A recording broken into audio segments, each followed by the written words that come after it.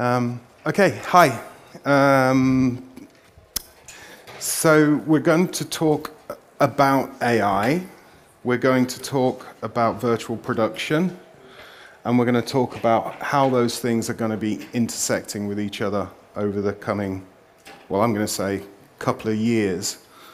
I'll give you a bit of a background about myself and about my company. And then we'll go on a little sort of journey in history. And I kind of wanted to make you all leave this room with some optimism at the end of the day, with a sense of, oh, it's going to be okay. Because one thing that AI does is it scares the jeebus out of everybody. Because we all think, crikey, what's it going to do? I mean, this week I've seen robots that act like humans and all sorts of things, and it's a strange world we are heading towards. So I'm going to take you through a little journey around those things. So first of all, my company, Godbox, we started building the computers that power virtual production. That's how our computer company started. Nobody's started a computer company for a long time, and we thought that was an opportunity. And when we started building our systems, we found that we couldn't find the computers that we required. So we build systems, virtual production systems. They are, to us, everybody says what is virtual production, so I suppose I better add my 10 pence worth of what is virtual production. To us, it's basically anything that you create with inside a computer. It's the, as they've said, the intersection between the real world and the 3D virtual world. You could also say, film production, shoot it on film or digital. Virtual production is when you make something virtually. And it is different to digital because the virtual is like, there was a brilliant slide that the Vicon guy showed. Where's he? Is he in the house still? Fantastic slide where it just had digital on one side because we jump around this. Well, is it just digital production? But it's not, because digital's over here and the virtual part is where we all come together and where it becomes to make sense. So our systems basically put down together these fundamental technologies. And as you can see, computers is one of them, which is the part that we had a big problem with when we started our company. The 3D engines, when we started the company, we wanted to be non-bias or open. And so we built the computers and the systems to run real-time engines. That includes our friends from Epic, Unity, and also another one called Omniverse, which is a NVIDIA project. So 3D real-time engines, they are a thing in their own right. People have been building them themselves in games companies. They've had proprietary ones. It was a fantastic thing when Epic became an open 3D engine and allowed it and gave it away, and it enabled all of these things have to come together at the right time, at the right place to create this new world that we're in. And one of those, I've got AI, really it should be software and AI and software AI. We have the network, so everything has to work at speed. In a real-time environment, you've got funny things happening where humans are touching a device, and we work in real time, well, our time. And when we touch a device, when we move a device, we want our system to interact and to act in time with us.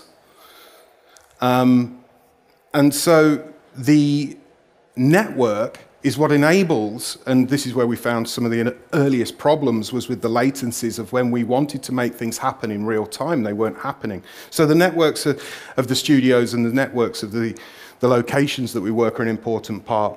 The computing, I will get into a little more later. But again, the computing needed to change the 3D engines, the AI, the peripherals. Peripherals to us are anything that you plug into a computer or into the system. That could be a sensor, could be a VR headset. I mean, hell, it could even be an old world thing like a printer for all we care. It's a peripheral. And then we have the display technologies. So the display technologies we've spoken about, and we've had a very deep, brutal insight into how they behave from our friend Sam here. But again, the displays, these are becoming more popular, not just in the LED stages, but in other areas too. So this is sort of pretty much the first virtual production system we built. Back in 2018. As you can see there, we have actually got a Vicon box. So we spoke about inside out, outside in tracking. We're unbiased, we're not connected to any of these manufacturers that have these things, so we just do what's best. We feel that's best, and we use these systems on sets all the time, and we came up with these problems, and where you said where the problems are, where, you know, what if the cameras can't see into and get to the tracking device on top? So we work with both. We work with an inside out and an outside in tracking systems, and we pair those things together so that we can get a very robust tracking, rigid object tracking system on the camera. We have many monitoring systems. Well, and then we're going to color displays and all of the color pipelines, but we have many monitoring systems. We have the computers and we have the controls. But basically, these systems in the beginning didn't have LED stages. We were working in real-time compositing on green screens in a kind of way that we... See if this is going to play. Videos are always a pain in the arse, aren't they? So again, this was back in, we started in Madrid. We built this first systems that enabled us to place and composite a real actor, or a real person, inside of the virtual world, and then to be able to track the camera and move the camera around those actors. And as you'll see, the thing that we did was we stole. We hands up stole the equipment. You can see there just a little Ultimat in the corner. Very beautiful little device. And I remember in the early days, they were £15,000. And we had to scrimp and scrape and break the piggy bank to get one of those pieces of kit. I hate spending money unless it's on GPUs or computer hardware. So this 15 grand device that was here, now you can get one for about 800 quid, I think, which is fantastic. So now anybody can start to build one of these systems. But as you can see, that to us was the first mergence of the virtual world with the physical world, and then utilizing that. And there's Oscar, bless him. So in the beginning, that's where in our journey, that's where virtual production started. And then over time, we started working with all of these big companies, and we started getting then into the LED side of things, and our systems adopted and started to feed out to the LED walls. But again, we always kept our systems skinny, if I can say that, thin, as light as possible, because we were working with these problems of, as I say, network speeds, latencies, and we didn't want any other sort of software in between what we were working with the engine. We didn't want a middleware, as we sort of called it, which was essentially another piece of software that would then go in touch with Unreal.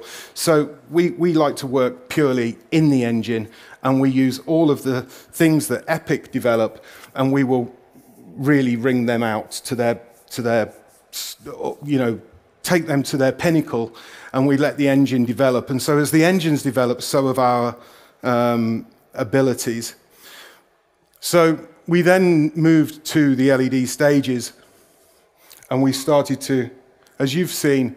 Now, again, we've had a lot of talk about how the new models and the new ways of production change production, and they do, but they don't destroy the old ways of doing things still. You still find that in a lot of the creative sort of projects that you need to do. There's still a lot of post work that can bring together the shots and create a final image.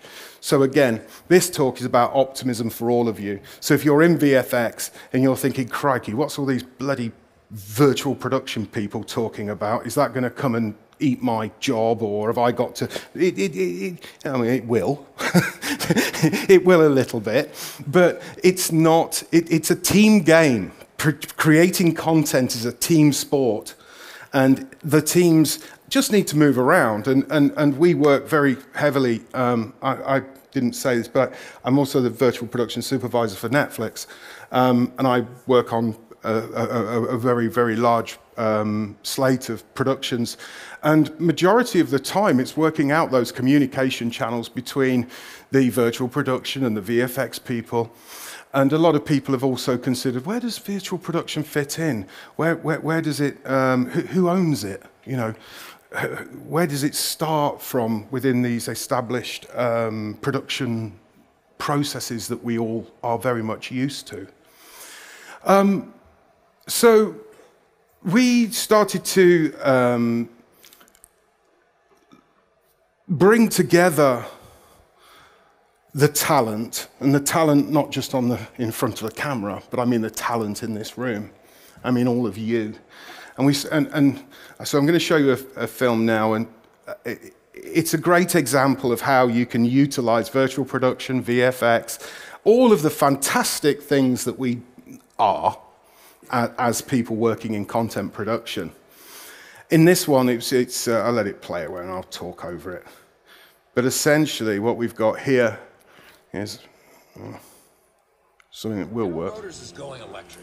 So we wanted to put the new car. This is a Super Bowl advert that we did with GM, and the idea was to utilize the worlds that we have in Netflix and the car, and be able to bring these things together in one commercial. And virtual production allowed us to do that. VFX allowed us to do that. Fantastic actors, amazing costume, all of those things all allows us to do that. And this was, as I say, a commercial based in the IP worlds of the shows. Are you serious? Why not make more of those cars electric? It's the least they can do. Gordon, you kill me. I mean, you literally did kill me. You know what? I'm glad you bit me too.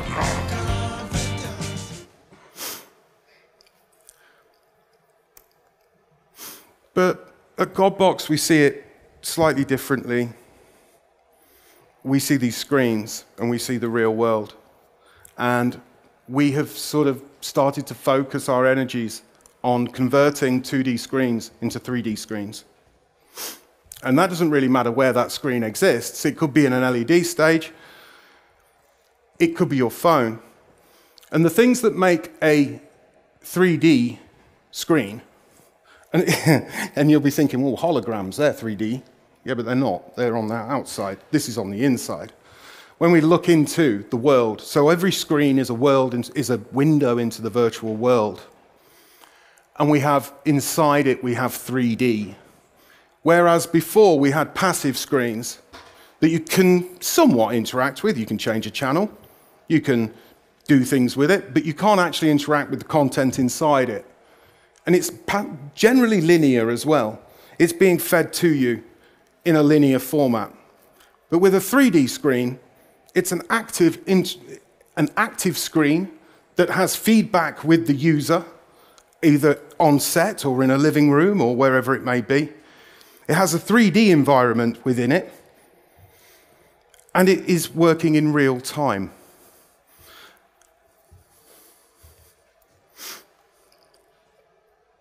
And so 3D screens are starting to appear everywhere.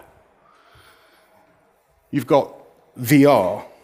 It's actually two screens on your face that creates a 3D environment, but you're actually looking again into a 3D world. We even now sell Godboxes to design studios, where the designers are working in a more interactive manner, where they are designing at scale, and Obviously, you've seen as well, as LED has become and is becoming cheaper and more accessible, you're seeing LED in public spaces as well more. So you're getting these, what are called immersive sort of environments, where even they track you. We have sensors, the peripherals, as I said. The sensors are sensing, and that peripheral may be armed with an AI move, your new AI motion capture sort of technologies that can even count and track and interpret the human interaction that's happening on or in the environment, and have that reflected back in the stages. Obviously, we've been running around in 3D worlds pretty much all my life. Cinema is also changing, the home cinema. It's becoming an environment where, again, the game and film is beginning to merge, the narratives are changing. Even though you're watching a 2D narrative on what seems to be to you a 2D screen, what can happen if you change it to a 3D environment behind that is you start to open up all of these other beautiful areas of sort of exploration and creative sort of expression and building narratives, gameplay, everything else into the environment. AR, concerts, the virtual production stage, as you've seen, and obviously out in the streets in our cities, in our smart cities. So, given that, and now we want to start to talk about AR. So, I want to just go, first of all, back to what it was, my friends from Final Pix, or wherever they've gone, they were talking about waves earlier. And it really is. It's a case of waves. And if you've not come from the IT industry, which before my incarnation in this sort of film world and VP world, I was very much deeply into IT and innovation within large companies. We have this thing called heterodox economics. Heterodox is the opposite to orthodox. And there was these people that long ago, in 1892, were also thinking in sort of similar ways to what we are still today. And this gentleman, I'm not going to try and pronounce his name, because I'm going to get it wrong, so just read it. If you want to look into any of this, I advise you to do so, because it's a fantastic theoretical basis for looking at things. But the waves of technology, or the waves of innovation that have changed our world as we know it today. So when we look, first of all, we had the steam engine. I'm not going to drill into all of these. We've not got time to get through all of the exact points. But the second, obviously steam turned to railroads. Then the railroads, and we had the innovations of the chemicals industry and the electrification, with our friend who invented the light bulbs, etc. We had the fourth wave, which was fueled then by the combination of all of these things to create the autos and the petrochemicals. And then we have the fifth wave, which is the information technology that began in 1970 and arguably is where we are at today. The question is, are we looking at a new one? And I just wanted to put this in here because that's what happened to him. Unfortunately, Stalin got into power. It was the beginning of the war. They shot him because they didn't like his unorthodox views of economics and his ways, which is what happens to, unfortunately, quite a lot of great thinkers. And now we're at this sort of other wave period. We've got this sort of bang that's happening, and it's a scary bang. We can't keep up, it feels. All of us go to bed at night sometimes and put our heads to the pillow and think, oh my God, I don't know enough. It's like, how do we sort of start to look at quelling this anxiety? There is a global anxiety at the moment with these new technologies that are coming along, especially if you're in the business of earning money and money is important to you. To some people, they don't ride this same trip as we do, but if you're in that, you're going to be feeling uncomfortable. So I want to take you just back a little bit. When I was 19, 20, which is going back to about 1992, E3, something early 90s. I was at art college, and we had these things delivered, and they were called Apple Macs. And the Apple Mac was a revelation to me, because I was highly dyslexic, don't like words that much, and it allowed me to yet create with words and to start to build pictures with words. And this is actually a photograph of what a pre-computer creative environment looked like for the majority of 2D print that we used to consume. And I couldn't actually find a photograph of a studio in the 1990s because we didn't have phones in our cameras and nobody bothered to photograph one. So I had to go back to the 70s. But quite frankly, this guy here, I was basically partly responsible for these guys having to either learn and adopt, or there was the door. And what happened was we basically turned the 2D world, the world of creating 2D content, began to become digitized in those early 90s. But unlike what we fear, where if you don't adopt or die, which was another great saying I heard earlier, the truth of the matter was because of the actual democratization and because of the accessibility to these tools over the period of time, the 2D creative industry saw a massive, massive increase in the amount of work that was being required and the amount of work that people were doing, and therefore the amount of people that were being employed in those industries.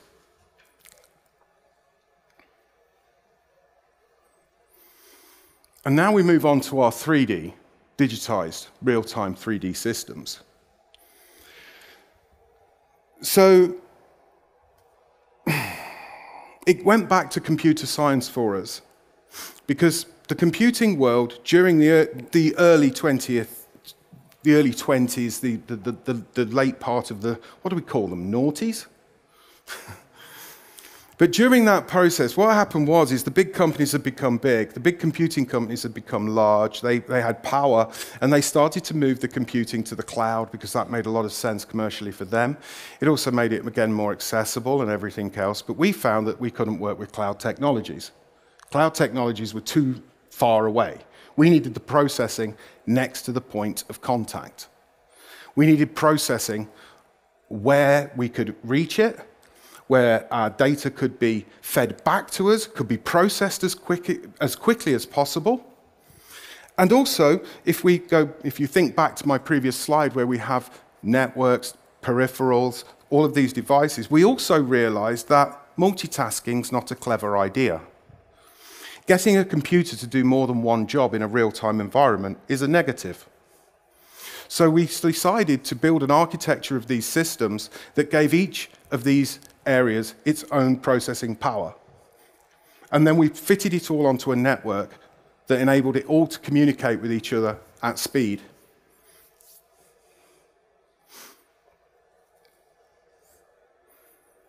And so what we're now actually finding is, as we start to digitize the world, and I don't mean just in film, but I mean in all sorts of areas, engineering, product design, what we're actually finding now is that the creative industries, the 3D industries, are starting to employ more people, just as it did in the 2D world when we decided to digitize that. And so the 3D creative industries is possibly one of the biggest boom areas of employment that you're going to find for the next 10 to 15 years. And that is in all areas. So it's not just in VFX, but in all areas where the 3D world is being manipulated. So let's get down to some sort of AI things. This image was generated with Stable Diffusion. I'm going to ask a question before I get into this bit, because I need some little bit of user feedback from yourselves. Who's used ChatGPT? Thank God for that. Okay. What about Midjourney? Amazing. Okay. Who understands the difference between an AI framework and an AI model? Right, okay, good. Let's start there then.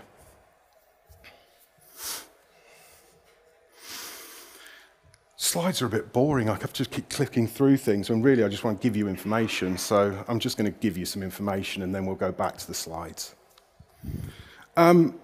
Essentially, the tools that you've been using, you pretty much all put your hands up when it came to ChatGPT and Midjourney. All of those are what you could call AI tools. It's not particularly perfectly correct, but it will do. Because what they're doing is they're actually working on a model that has been developed, and I'll go into how you develop a model a little bit. But what you're essentially seeing, if you can compare it to the internet, is you are playing with the website. You're playing with a website that somebody's created. But where does that website live? The website lives on a server. Who owns the server? I don't know, GoDaddy? Rackspace?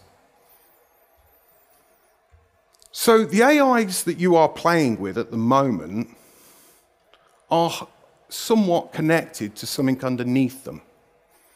And they are the models. And those models are created out of AI frameworks. And think of a framework like a programming language. And the AI frameworks are developed and released and put together. And the other thing that makes this all very, very interesting is because AI, the way that it's being released and the way that they are coming out, including the frameworks, the models, and the AI tools, some of the, well, actually, no, not the AI tools, because that's where people are trying to capitalize on it. But underneath those tools, underneath those general tools that you are using, and every day you see another 20, it's a nightmare. So they are being, where is the value in the tool that you're using when you go to it through your website? The real value is underneath it, in the large models that are being created by larger organizations. And then you think, okay, so who owns that model? And then you look at the model, and the models are being built out of the frameworks which are being released by scientists as scientific papers. And they're free for you all to play with, if you've got the computing power. So I hope that helps a little bit with understanding what you're touching when you're firing some commands, prompts, or prompt craft as it's known, into the websites that you're activating these things through, which are essentially an API, a front end with an API going down to a model. And you can have a model that uses a model. You maybe create a small model that uses a huge model. And it's the huge models that are the clever things, the really big parts of the value. So I'll just go back now to what I was saying about Stable Diffusion. These images here are designed to go onto a wall by AI. They're created in Stable Diffusion, which is an AI model which was trained. So AI models, to come up with one, you have to do something called machine learning. You have to train an AI model with something, data. That data could be, oh, crikey, could be anything. I mean, it could be all of the voice calls of the internet, if you wanted, if you could get access to them. But in Stable Diffusion's case, it was just under 3 billion images that it's been trained on. So how are you going to get 3 billion images? Well, that's a big question that somebody greater than me answered and put together. So what happens then is you take Stable Diffusion and you start to go, okay, how can we use that Stable Diffusion and how can we start to build another model on top of it that you can create? And then with that, you can then connect it to a website, put your APIs into it, bingo. You've got yourself an AI tool or an AI you know, the language of this is still being defined. So I hope you follow what I'm saying. So Kubrick, which is a company, Xian Li, which is an AI fanatical film company out near, actually on the east coast of the States, developed Kubrick. And what it does is it enables you to word prompt the system, and it will return the right-sized image that you want, and you can tell it whatever you want. You can say, well, give me a house, I want a red hut with the mountains behind and a forest, or indeed, I want some sort of alien landscape. So when you're looking at an AI tool like Kubrick, what you're looking at is what the developers have created on top of the bigger Stable Diffusion AI model underneath it. And in this case, what it does, and some of this is human interaction still, and it all now happens inside, potentially inside a stage. You see, some stages have got, you know, if you've got access to a wall, why not use it, why not play with it, and why not actually design on it? And so the 2D, this is called a 2.5D approach to wall content. Sometimes you don't need a full 3D, you just need something like this. Is it going to play? Come on, do your thing. One more click. There we go. Now, the clever thing that happens here is if you imagine that as a 2D image and we use just segmentation, so segmentation is a little area of AI. Oh, crikey, how do I get into all this stuff? So basically, there's a thing called segmentation where the AI looks at an image and goes, oh no, that's foreground, that's background. You can segment people, you can segment foregrounds, backgrounds, you can segment what you want. But the clever thing is that if you segment an image like that as a 2D image, what happens if we just slightly look behind that rock? Well, it was a 2D image. It's not really a 3D asset. But what Kubrick does is the AI will place this piece of ground behind that foreground rock. So when I bring the camera all the way over here and I look at that, I don't just see a black hole. The AI has also filled in behind there. And so this is the sort of forefront of AI being utilized within the LED wall space.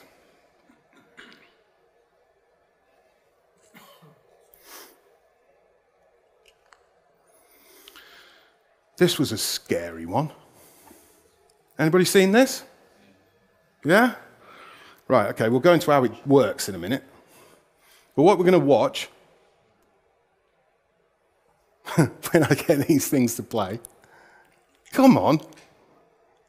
Third time. There we go. Okay, so you feed it with this, you train it with this, and some other stuff which I'll go into. And it gives you this. Power to settle this lays in the palm of our hands. Do you remember what Father taught us about holy combat? You dare suggest... What did Father say, brother? Here, in this holy house, in front of our Father and the Creator themselves. For the crown, the throne, and the lives of millions under its rule, I challenge you! You fool! You know not what you do! I challenge you to rock, paper, cross blades!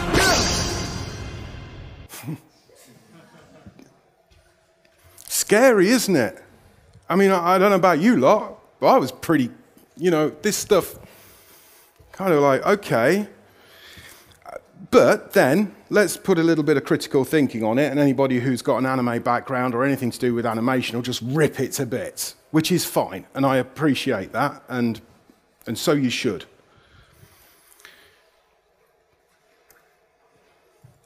So, the way that these things are created, based on what I've just spoken about earlier on how these models work, by taking the Stable Diffusion model, same as Kubrick uses, same as a hell of a lot of these new generative AI tools that you're seeing.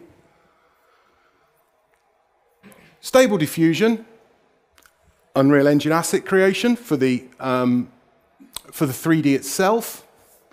There's then some... you know, if you just get a bunch of these images and lay them all up together, you're just going to get a bit of a mess, and it's a flickering nightmare. So they've used some images, some de-flickering effects. And then, yes, they've also used VFX and compositing and some other, you know, traditional, as we would say, skills. So the big model underneath, Stable Diffusion, trained on its 3 billion images, which also, to release a version of Stable Diffusion, takes about 80,000 hours with over 250 A100 GPUs, which is a serious amount of computing power when one of them costs about, I don't know, 14, 15 grand. So you've got these huge supercomputers doing that work on the big model. Then you come on top of it, you can download that, and you can use it because it's somewhat free because of the fantastic way that AI is being brought out. That is, that it's not owned in a lot of cases by one person. Don't get me wrong, there are many, many proprietary AI ventures and developments on the go. But if you like, this is the, so, you know, these first initial ones, even Facebook have got one that is, again, open. These are almost like the sort of Linux and the open standard web servers and things like that, which enabled the proliferation and explosion of the web. So you train the model to replicate a specific style by giving it certain things to look at, to watch. You also train it to know a character by feeding it a character. You run... Then here's the interesting part then, is then we kind of go back to where we first started with our little green screen shoot in Madrid, where you then start to just feed the AI with your creativity. We have a lot of technical hurdles to get over in the current sort of landscape of virtual production. We've been talking about the color situation. We've been talking about the tracking situation. But what about if all you had to do was working this sort of way, where you had the ability to shoot on a green screen, whatever character you wished, with the freedom technically, with the freedom creatively. I mean, you could feed this system with, say you want to do a stunt, somebody jumping off and falling off a thing, you film them on the green screen, feed that into the system, that's that. They just fall off a big green thing onto a crash mat. No need to get into, well, how are we going to do this? How are we going to track all of that? So this model, this way, this method, does pose some very interesting questions as to where we're heading. And only, I mean, on the way here, I sent back to my little studio a clip and came back as one of these, and I was turned into a cyborg. It was quite weird. So AI is starting to be used as tools, as all these mini AI tools. If you ever go on TikTok, it's a nightmare. All on TikTok I get is like, oh, the 12 AI tools you need to use today and all this kind of stuff. And I'm like, bloody hell. Well, I only just got used to using this one. Now there's another load. But they're being used now for storyboarding.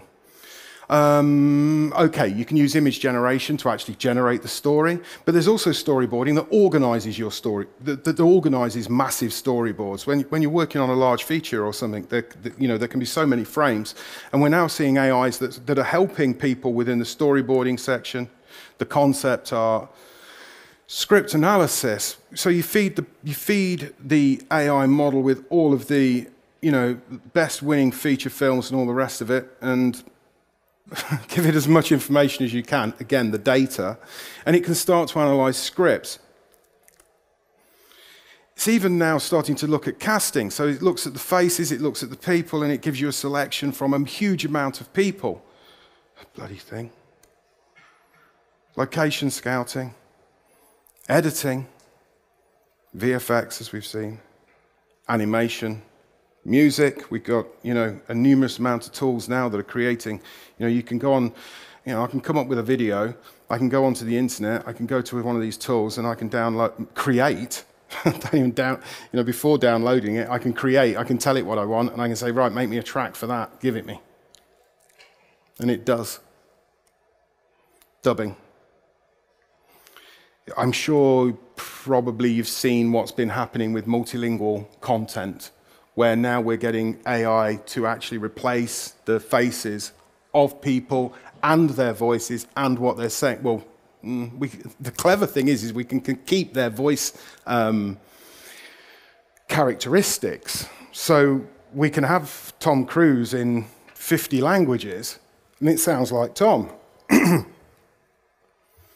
And it looks like he's saying it as well, because between the audio and the 3D and the VFX and the modeling that the models can do. Now, thankfully, it's not doing all these things in real time at the moment, far from it, but still. The ability to shoot in a language. I come from Wales. Nobody knows the Welsh language anywhere. And we have a big thing where we like to make content in Welsh. And now we can make it in Welsh for ourselves, and then we can use these tools and we can export it all over the planet, which is quite a revolutionary idea. But I'm going to come towards the end of my talk, and I wanted to as I say, I wanted to give you some optimism and an idea as to feel like, okay, that's buggered. I'm buggered now. What are we going to do? All AI relies on the data it's given. It then also relies on, especially in its early days, before it is it's like a class of school children. You teach them stuff. You walk out the door and you let the school kids do their thing. AIs can be a little bit like that, where it's unsupervised, but still. You're going to come to a point where the human element is still the key. And we will always, and I'm open to arguments on all these points, but I believe that we are always going to be the best at critical thinking. So that's like when you see that anime that looks jagged and rubbish, from your perspective, as somebody with experience, knowledge, and skill, you can critically think about that thing, and you can say, no, it's not good enough. Do it again. Come back to me with something else. Also, thankfully, computers are really bad at being emotional. And so it's becoming very, very important that you start to think about things in slightly different ways. And you become a better human. You become more emotionally intelligent. You start to actually think about other people. You think about your family, you think about your work colleagues, and you think about how you behave and how you are as an actual emotional being. Because AI is rubbish at that.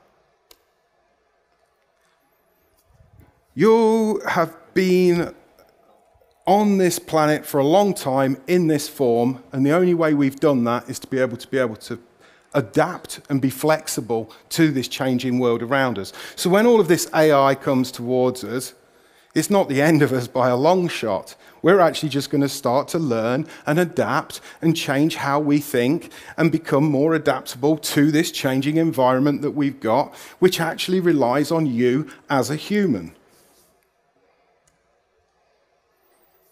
And the last one, which brings us to thinking about the deeper questions. We get involved in a lot of quantum science in our company, which is quite scary stuff, because we're trying to figure out some really, really big questions. And to get, ironically, because this is how the universe works, I'm trying to answer big questions, so what I've got to do? I've got to go really, really, really, really, really, really small. Why does it do that? It's like when you want a girlfriend, you can never get one. And then when you don't want one, why it's this weird universal thing. And ethics and morality, and again, a computer will never believe in anything. And you'd say, well, it can. Well, you know, only if you program it to. And then how will it evolve and develop beyond that? So the faith, the morality, and your ethics, these are the areas that if you start to think about and using the tools, you will find a sense of peace. And that brings me to the close.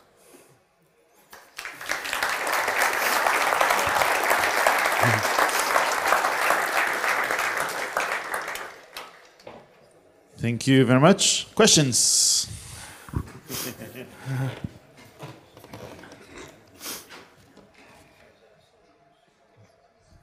Hello, hi. Hey.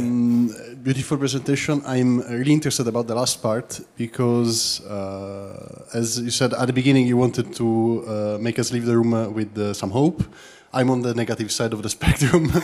And my question is, like what you said, what the AI lacks is the human empathy, all the kind of aspect that we consider defining of a human. But what scares me is that our hardware, the Boolean algebra, is born from a treaty that meant to analyze mathematically human thoughts, and our software is using neural networks that are shaped following the neurons in our brain. So my question is, at which moment do we become sentinel? Yeah, we arrive at a moment in which the AI actually not only resemble the human almost perfectly, but overcome it, because the computational power is definitely different from what we have organically. It's a competition. That's what we're going to end up in. That it will happen. And the organic against the artificial. And so we have to concentrate, because that is going to happen. But the way you beat it is with the things I was saying in my last slide. So maybe I'll bring those things back up just so that we can have them while we're asking these questions, because they are kind of very, very critical. I think the critical thinking one is, I mean, you're all brilliant at it. You're already doing it. And it's where you can outthink an AI, and you've got to learn to work together. So your emotional intelligence becomes important. But it is going to become a competition. And I'm sorry to say that it is happening, that you know. But we did train it, we did control it. And the other thing that would be nice to consider, and this is why sometimes we have to look at the architecture of how all these things are built, is can we turn the bugger off?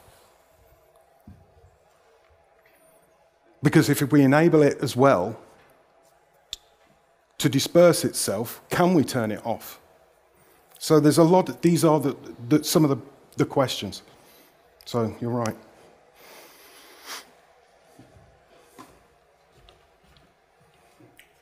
More questions? I knew you were going to do one. Hi. Hey. I'm incredibly passionate about AI and the future of what is to come. I have a note about what he asked. I don't think that it's so certain that we're going to get AGIs, because we are not at a point where we understand how the human brain works. But I don't think there is anything magical about how the human brain works. I think, I personally believe in determinism, so I think that mathematically everything can be explained at some point. Not yet. Hence the quantum side of things. Exactly. But I don't think that we're going to be at a point where we have to be afraid of it if we understand them as tools, the same way that we understand glasses as a tool where we use them to see better. So if we incorporate them in the way we do things, we're always going to need the human in the loop. You're totally correct. And for everything that's positive, and for everybody that's developing positively, what you're saying is exactly how it should be, based in fact and based in all these things. The problem is bad actors. Yeah, and my question to you is about the training data. Yeah. Because everything is about the data. And right now the data is in the hands of just a few people that have the computing power. Do you see this changing? Yes. And how? Well, thankfully, optimization of the models. There's going to be a large change in, like I say, the actual architecture of how these things, the democratization of that data, of the ability for you to be able to create your own data sets. I mean, those things are already. It's easier today to access data than it was 10 years ago. It's easier today to be able to, for you to be able to create the data that is relevant to your project, whatever that may be. The way that these things always start, though, is within these silos of massive amounts of data which are owned by these massive companies. But technology has this fantastic ability to be able to seep out into the, move down and move into a more democratized, accessible form. And that also compares to the computing as well. So we've had a period where computing has gone to a centralized situation, which is the cloud, where you've got centralized data centers. Data centers at the moment take up over 10% of the world's energy, which is a huge amount. And the situation is that the cloud is the domain of the large company, because it's darned expensive for you to go and use their GPUs and everything else. But as the GPUs start to become cheaper, as the GPUs, and you can build computers again, and you can start to actually gain access, the university can gain access to GPUs and to its own supercomputer, which is at the moment a huge, huge, huge expense. But we can see now that it's starting where, one GPU when we started to buy an A6000 was for us like £5,000–6,000. They're dropping dramatically now. So it's the access to the technology that will come out from there, and that will enable you to gather your data, analyze your data, build your models in your own environment, as opposed to have to go to just always running on back of Stable Diffusion or on the others. So I think that it's a bit like the mainframe. If we go back, when IBM built the mainframe, everybody was like, wow, computers, how are we going to ever get those? So just have faith and have hope and just watch and see and just, it's coming. And it's starting to become more and more accessible. At the moment, we've got a lot of noise, which is very scary, gives us anxieties, makes us feel like, we're behind. I'm obviously behind, because everybody else is so far ahead. And how can we get that, and how can I get this? And the truth of the matter is, you've got to slow down and start to see the waves, identify the microwaves that are also going on, and then start to understand those and find a sense of, oh, it's okay. It's going to be okay. So the big companies, that's why AI is another revolution that we haven't seen for a long time. Because they don't control it. It's not Google. It's not Apple. They're written, they're permitted. This gentleman was talking to me earlier about a model he's trying to create, and he will submit the papers, and the papers will be released, and those things will be available to everybody that can utilize them. And so it's at fundamental level, it's different in its technological sort of, as it's playing out. It's not just a reinvention or a repackaging of something. Obviously, we're going to get gorillas. We're going to get monsters. We are going to get things that do go big, and we are going to have that. That's another inevitability. I hope that helps you a little. More questions? Last one, probably. Sorry. We have to move on.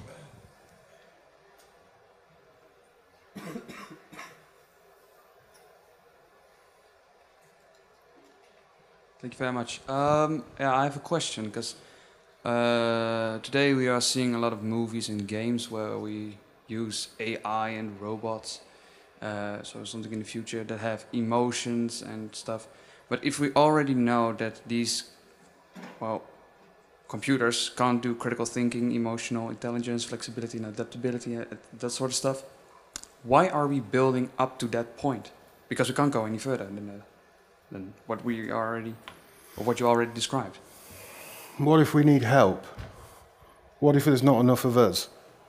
What if some of the problems are really, really, really massive and there's not enough people of the right mindset to think about what these problems are and you need assistance?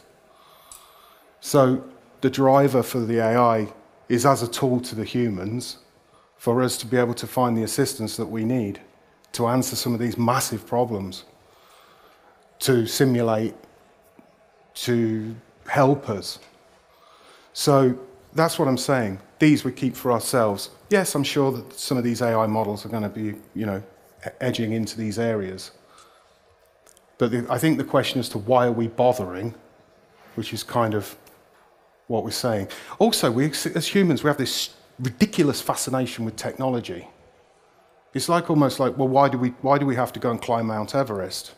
It's the same with technology. We always have to sort of like take, if we can, and we will. And that's like a human driver from us. So you've got humans to blame in that way. But to your point as to why bother, I think the purpose of all of this is as assistance, as for us to gain more knowledge and for us to increase our knowledge and to stay ahead in this race. Yet we're creating the race. Yeah, because will we eventually end up with like AI philosophers? Because that's the only thing that we can do. But yeah, but we'll argue with them, I'm sure. Yeah. And he might just be a helpful. I mean, I use ChatGPT all the damn time now. I get like proper narky if I can't access it. So I paid for it and I did all my stuff, and I'm like, it's always there. But I mean, and I don't. But when I ask it things, it spurts back some absolute twaddle sometimes. But it is helpful to spark my brain. It's helpful how it prompts me back. And so this is the interesting part. You've got to increase your intelligence levels and it's like social media. How many people has that hurt? A lot. There's, young people finding problems within social media and all of these sort of things. And the same will happen with this, I'm sure. And as the human race, we've got to learn how to help others that can't see it. So we need to be enablers. We need to help people who are struggling with these new technologies and to help them to understand it as well. All right, thank you. Okay.